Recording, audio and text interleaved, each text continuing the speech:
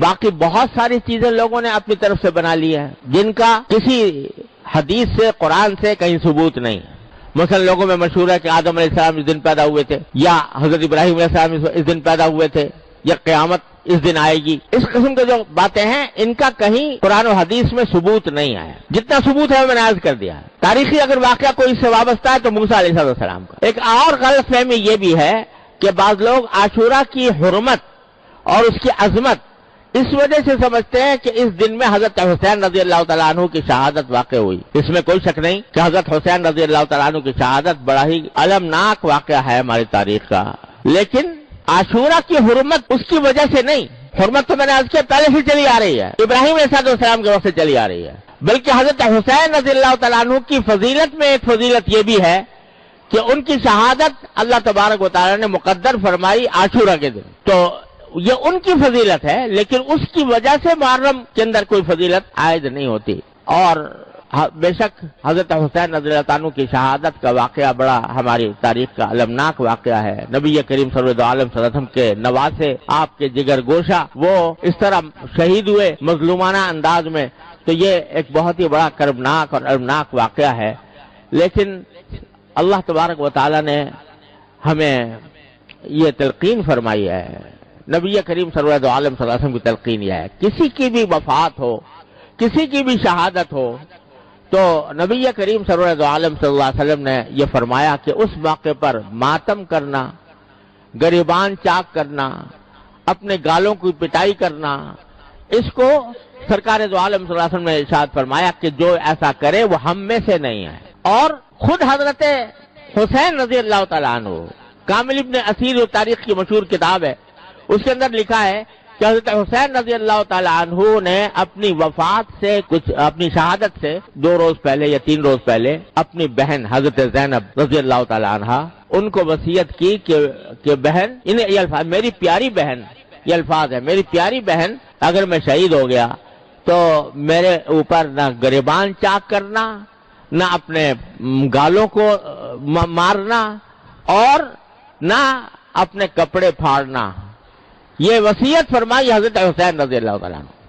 لہذا اس قسم کی جو کارروائیاں کی جاتی ہیں وہ نبی کریم صلی اللہ علیہ وسلم کے احکام کی بھی خلاف ورزی ہے، اور خود حضرت حسین رضی اللہ تعالیٰ عنہ کے احکام کی بھی خلاف ورزی ہے. یہ بات مناسب اور نصیحت کے انداز میں ان لوگوں سے کہہ دینی چاہیے کہ جو یہ کام کرتے ہیں. لیکن یہ بھی ساتھ میں عرض کر دوں کہ بندے کا کام یہ ہے کہ وہ حق کی بات حق طریقے سے، حق نیت سے اور نصیحت کے انداز میں، شفقت اور محبت کے انداز میں پہنچا دے اس شخص کو جو غلط راستے پر ہے. لیکن پھر اس کی ذمہ داری ہے کہ وہ حق کو اختیار کرتا ہے یا باطل کو اختیار کرتا ہے. انسان کو اس بات کا مکلف نہیں کیا گیا کہ وہ زبردستی دوسرے کو اپنی بات منوائے. قرآن کریم کی وہ آیت جو میں نے پچھلے جمعہ میں پڑھی تھی، نبی کریم سرور عالم صلی اللہ علیہ وسلم سے اللہ تبارک و تعالی نے خطاب کر کے فرمایا لست علیہم بمسیطر فذکر انما انت مذکر. نصیحت ضرور کرتے رہیے، آپ نصیحت کرنے والے ہیں. لست علیہم بمسیطر، لیکن آپ ان کے اوپر داروغہ بنا کر نہیں بھیجے گئے کہ زبردستی ان کو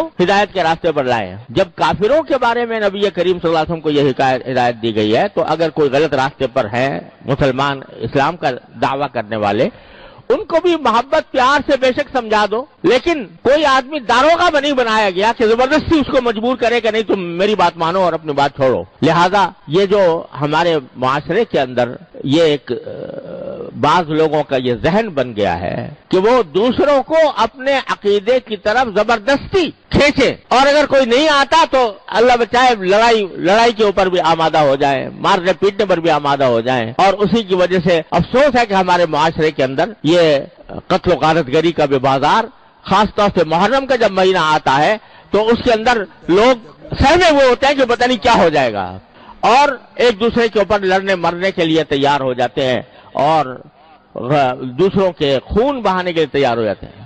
ارے یہ تو وہ مہینہ ہے کہ جس کے بارے میں نے شروع میں بتایا کہ کافر لوگ بھی لڑائی اگر ہو رہی ہوتی تھی محرم کا مہینہ کے اندر لڑائی ان کے نزدیک بھی حرام تھی. کافر لوگ وہ لڑائی کو اور کشت و خون کو، خون ریزی کو ناجائز سمجھتے تھے. اب اگر مسلمان اس محرم کے اندر ایک دوسرے کے گلے کاٹیں، ایک دوسرے کے اوپر حملہ آور ہوں، یہ بڑا زبردست عیب ہے جو اس قوم کے اوپر لگ رہا ہے۔ اس سے خود بھی بچنے کی ضرورت ہے اور دوسروں کو بھی بچانے کی فکر چاہیے کہ اس مہینے کے اندر کوئی لڑائی جھگڑا نہ ہو۔ حق بات کہنا ہر مسلمان کا حق ہے اور وہ دوسرے تک حق بات پہنچائے پیغمبرانہ طریقے سے۔ پیغمبروں کا طریقہ یہ نہیں ہوتا کہ وہ دوسرے کو گالیاں دے کر دوسروں کے اوپر حملہ آور ہو کر اپنی بات منوائیں۔ پیغمبروں کا طریقہ وہ ہے جو اللہ تعالی نے حضرت موسیٰ علیہ السلام کو سکھایا کہ تم فرعون کے سامنے جا رہے ہو تو قولا لہو قولا لینا، فرعون کے سامنے بھی نرم بات کرنا۔ اب اندازہ لگائیے فرعون سے بڑا گمراہ کون ہو سکتا ہے؟ لیکن اللہ تبارک و تعالیٰ نے حضرت موسیٰ علیہ السلام کو تلقین فرمائی کہ ان سے نرم بات کرنا، لعلہ یتذکر و یخشی، ہو سکتا ہے وہ بات مان لے، ہو سکتا ہے اللہ کا ڈر اس کے دل میں پیدا ہو جائے۔